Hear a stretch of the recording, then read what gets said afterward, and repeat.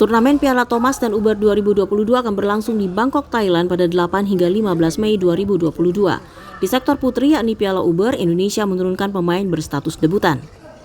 PBSI hanya mempertahankan Nita Violina Marwah dan Jessita Putri Miantoro sebagai ex-tim Uber Indonesia pada tahun lalu.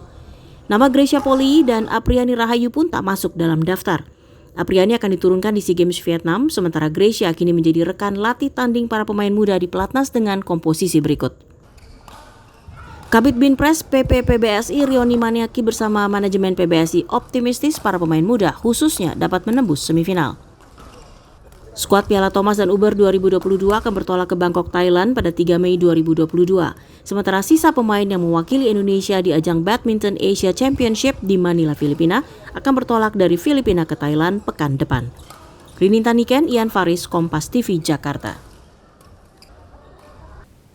Saudara Menteri Pemuda dan Olahraga Zainuddin Amali bersama Chef de Mission SEA Games untuk Indonesia Ferry Kono menyatakan pemilihan cabang olahraga untuk SEA Games tidak berkaitan dengan anggaran pemerintah. Keduanya menegaskan analisa pemilihan cabur SEA Games telah ditentukan oleh tim review peningkatan prestasi olahraga nasional. Untuk sharing apa